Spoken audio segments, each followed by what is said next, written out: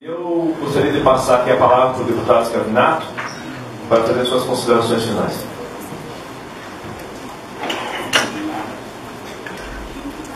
Nossa saudação a toda a mesa, figura do deputado Alexandre Guimarães, saudação a todos que estão podendo participar desse evento que é extremamente importante. Terei a oportunidade, e vou procurar fazê-lo, Alexandre, de participar do máximo possível das atividades dessa discussão nas regiões metropolitanas, para que a gente possa contribuir também com o conhecimento da administração pública municipal, a formatação e a decisão do que fazer com a criação de tantas regiões metropolitanas aí no estado do Paraná. Pediria que o procurador Roberto Veloso pudesse estar presente em todas as reuniões. Se não puder estar presente, que o que ele disse aqui hoje seja reproduzido. Foi muito feliz, sintetizou com competência, com conhecimento sobre o tema, e é extremamente importante que essa fala seja de conhecimento de todos os administradores públicos, principalmente do interior, quando na discussão da implantação, da formatação das suas regiões metropolitanas.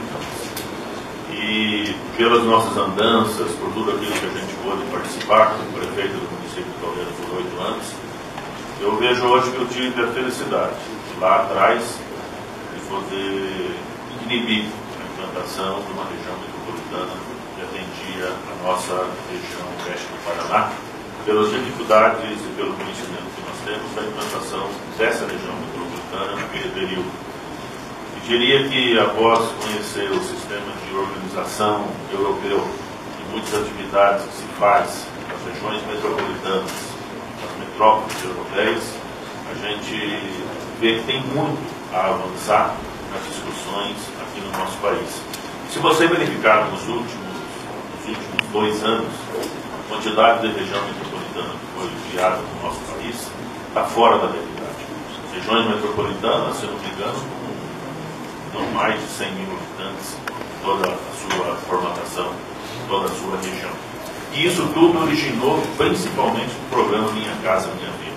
Então não é possível você ficar criando região metropolitana pelo país em função de um programa de governo que, no fundo, no contexto, é melhor você mudar o programa de governo do que criar regiões metropolitanas para se ter um teto maior do programa Minha Casa Minha Vida, para poder favorecer a negociação do setor de habitação nos municípios.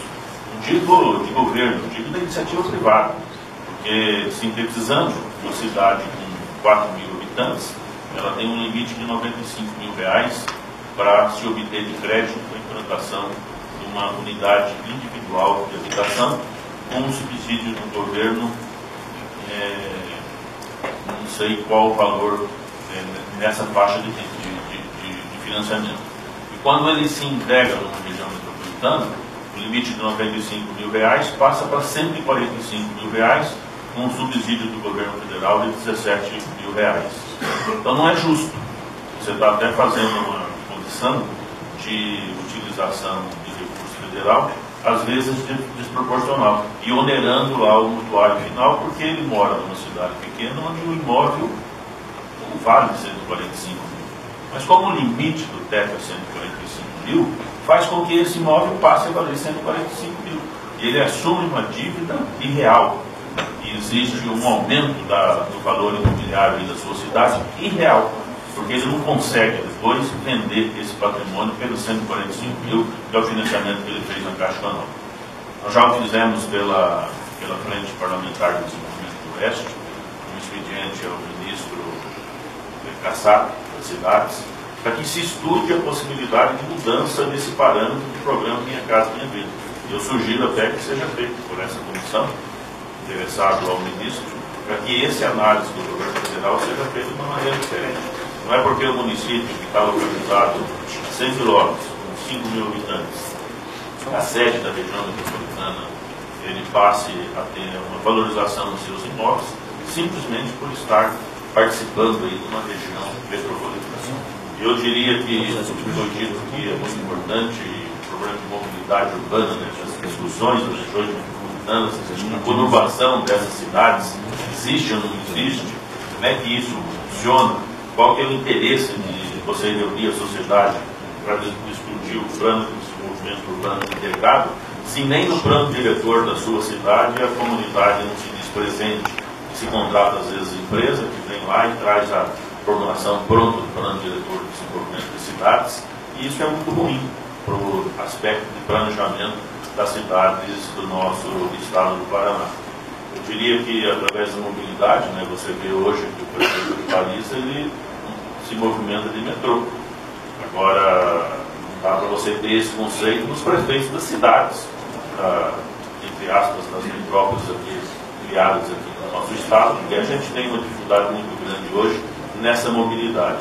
E realmente a mobilidade não é só dar de conta do transporte público de superfície. Tem tantas ações que possam vir e serem discutidas para que essa mobilidade seja de fato implementada pelas administrações públicas, que é um horizonte de discussão muito fácil e que deve ser discutido aí pelas administrações públicas do nosso país.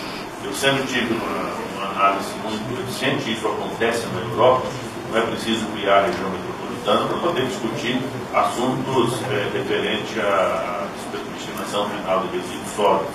Você pode discutir esses assuntos na criação e na formatação dos consórcios públicos, muito utilizado também na Europa.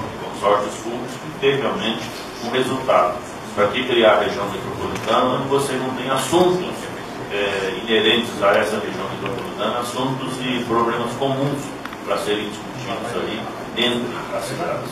Então eu acredito que essa discussão é extremamente favorável para que a gente tenha uma noção clara do que fazer no futuro próximo para valorizar a nossa questão aí de administração pública nos municípios.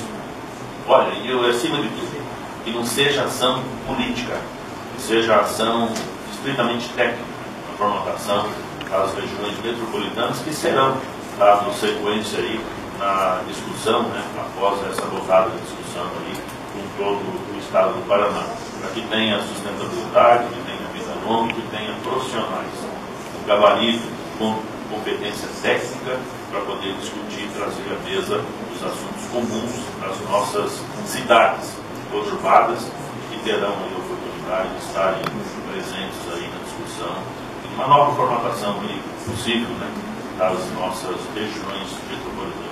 Parabenizo a todos os participantes, o assunto é do momento e realmente temos que mobilizar todos os técnicos e administradores públicos do Paraná envolvidos nessas 8 regiões metropolitanas para que se traga o assunto à mesa e que se discuta, acima de tudo, com competência. Obrigado.